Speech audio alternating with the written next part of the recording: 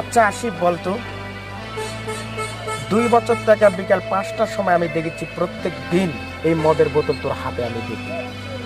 কি হয়েছে তোর বলতো একটু। তুই এসব বুঝবি না। কি বুঝবো না? তুই বুঝে বললেই তো আমি বুঝবো। বল। এসব বুঝিয়ে বলার মতো কথা না, বুঝবি? যা। এসব বন্ধ কর, এসব বন্ধ কর, এসব বন্ধ কর। একটা রিকোয়েস্ট করবো, রাখবি? কি রিকোয়েস্ট বল?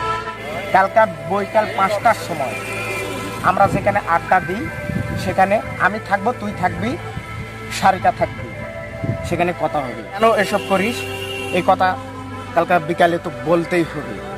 আমরা যেখানে আড্ডা দিই সেখানে এসব সব কথা তোকে বলতেই হবে। জেদ করিস না। বিকাল 5টার সময় দেওয়া সম্ভব না। বন্ধুর অনুরোধ একটাবার রাখ, একটিবার বন্ধুর অনুরোধটা রাখ। এসব পাগলামো করিস না। আচ্ছা ঠিক আছে, যা। আচ্ছা চলে আসিস।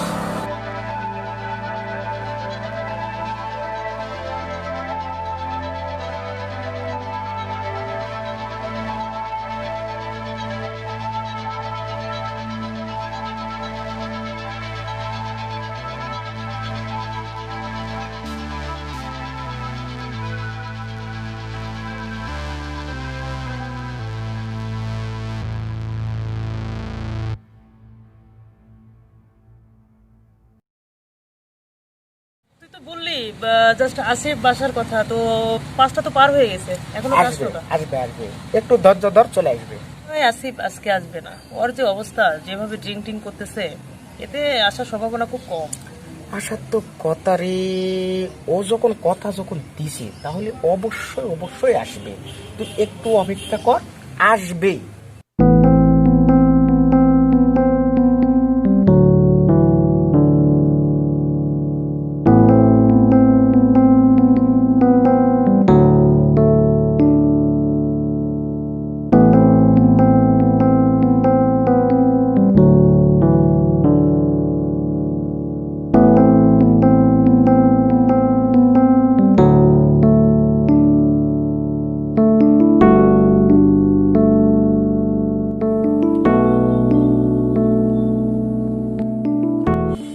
ছি, আসিফ, আজকের দিনটাও তুই এইভাবে ড্রিঙ্ক করবি, এটা আমি কখনো কল্পনা করতে পারিনি। ছি। এটাই আমার লাইফ, এর মধ্যেই আমি ওকে খুঁজে পাই।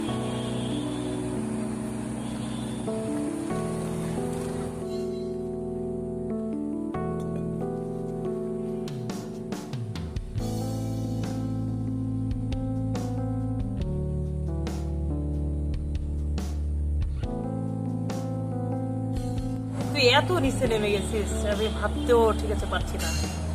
দেখ দেখ, এই জন্য তো তোর কাছে আমি নিয়ে আসলাম। কি বলবো দোস্ত, আমি যে ওকে ভুলে থাকতে পারি না। কাকে তুই ভুলে থাকতে পারিস না? সে অনেক ইতিহাস, থাক না সবাই। থাকবে কেন? আজকাল তোকে এখানে আনার মানে কি তুই বুঝিস না? অনেক দিন পর তোদের সাথে আড্ডা দিতে আসলাম, এমন কিছু কথা বলিস না তা তোমার মনটা খারাপ হয়ে যায়। মন খারাপের কিছু নেই। দেখ বন্ধু, আজকে তোকে বলতেই হবে। কেন তুই নিজেকে এইভাবে তুই শেষ করে দিচ্ছিস? আজকে এই কথা তোকে বলতেই হবে।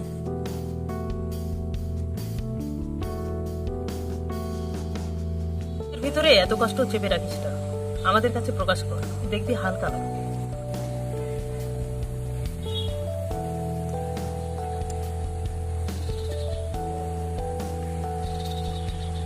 আচ্ছা, তোরা যত ছাড়বি না, তাহলে শোন, আমি একটা মেয়েকে পাগলের মতো ভালোবাসি, সেও আমাকে ভালোবাসে, কিন্তু কিন্তু কি? হঠাৎ তার ফ্যামিলিগত প্রবলেমের কারণে আমাদের সম্পর্কটা বিচ্ছিন্ন হয়ে যায়।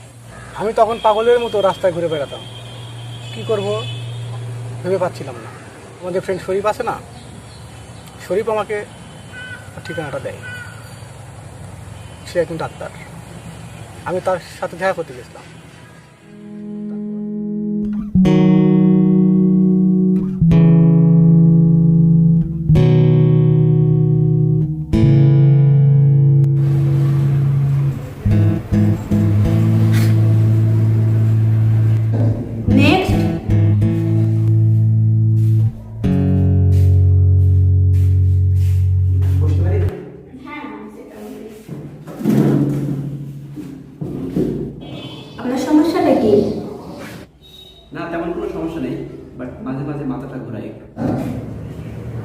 আপনি কি কোনো নেশা করেন? আচ্ছা, আপনার পেশেন্টটা দেখি।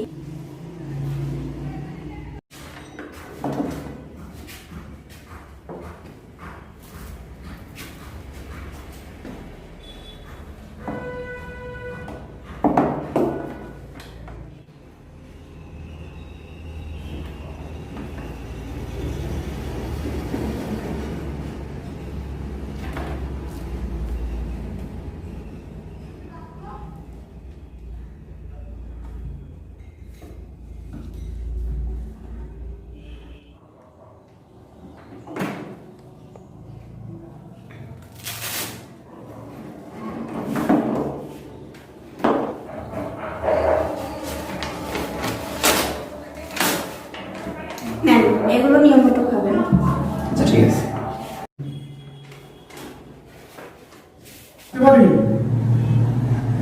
হ্যাঁ, আসুন,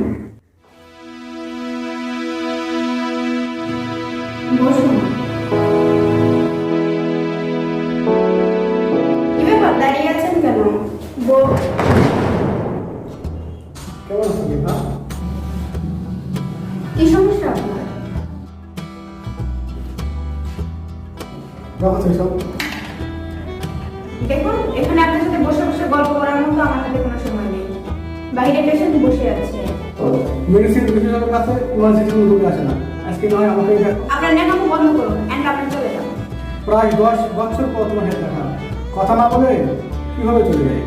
আপনি কি যাবেন নাকি দারোয়ান থেকে বের করে দেব? বাংলা সিনেমা বেশি বেশি দেখো নাকি? যাও ভালো দাঁড়ানকে শেষে দেখো তোমার 10 বছরের প্রাক্তন প্রেমিক তোমার সামনে বসে আছে।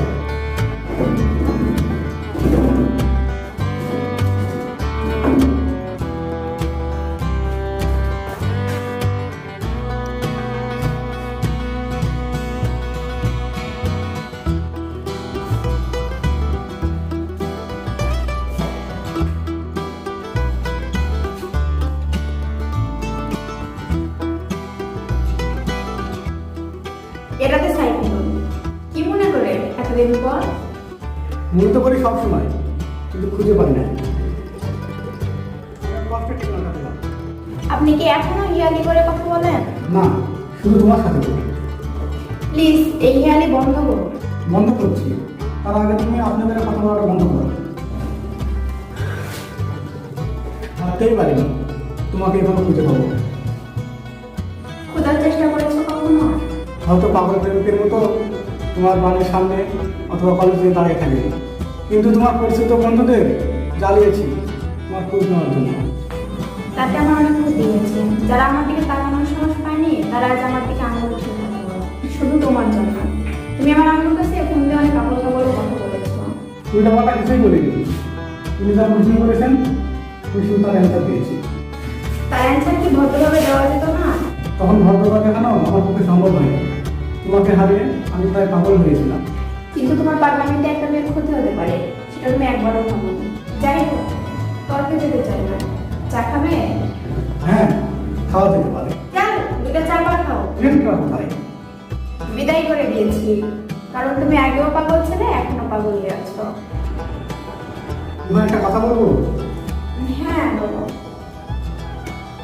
নেহা, তুমি সেটা লিস্টিয়ে রাখো। তোমার জন্য। বিশ্বাস করলে না, তাই না? বিশ্বাস করা না করার চেয়ে আমি বেশি অবাক হয়েছি। তুমি কি জানতে আমি আসবো এখানে? জানতাম না, বাট আমার বিশ্বাস ছিল যে কোনো একদিন তোমার সাথে আমার দেখা হবে। সেজন্য মাঝে মাঝে পাগলামিটা করতাম। কি পাগলামি করতে? মাঝে মাঝে সিগারেট ধরিয়ে স্টেতে রাখতাম। ভাবতাম তুমি আমার সামনে বসে সিগারেট খাচ্ছ। তুমি জানো নেহা, আমি এখনো তোমার স্পর্শ অনুভব করি। তুমি যখন আমার হাত প্রথম ছেড়েছিলে সেই অনুভূতি আমি এখনো মাঝে মাঝে পাই। তোমার কি মনে হয় না? হয়তো হয়, হয়তো বা হয় না। তুমি আমার জীবন থেকে কখনই চলে গিয়েছিলে। ভুল করলি, আমি জানি তুমি চলে গিয়েছিলে। আঘাতটা তুমি দিয়েছিলে, কিন্তু আঘাতটা সহ্য করার মতো ক্ষমতা আমার ছিল না। আমি পাগলের মতো হয়ে গিয়েছিলাম। বিয়ে করেছো? তুমি ছাড়া কাউকে ভালোবাসতে পারবো না, কিন্তু বিয়ে করা হয়নি। তুমি করেছো? হ্যাঁ, করেছি। চলো বাইরে খোলা বসে যাই।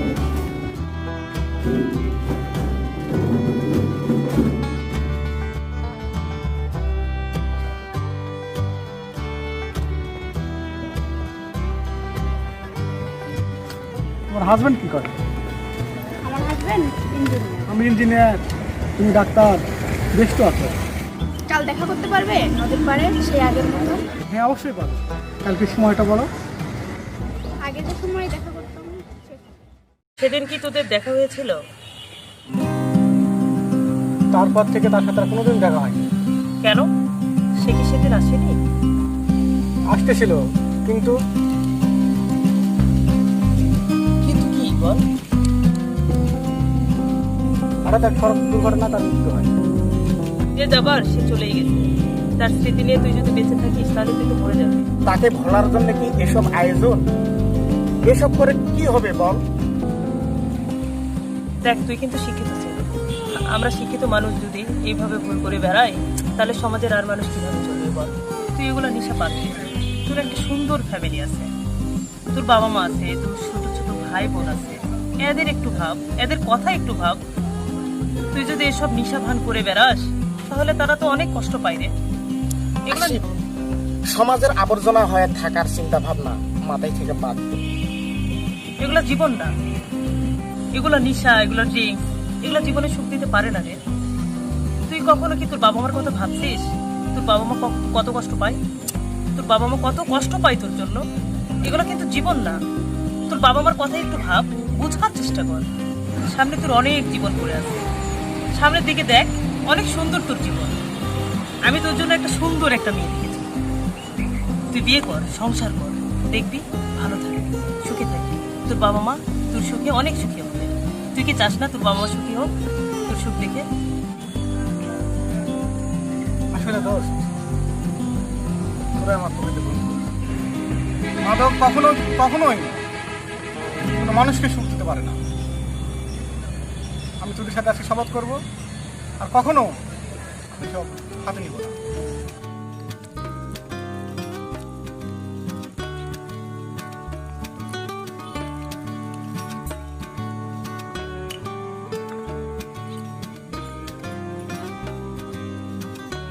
আমরা কয়েকটা ফ্রেন্ড মিলে একটা টিম তৈরি করি।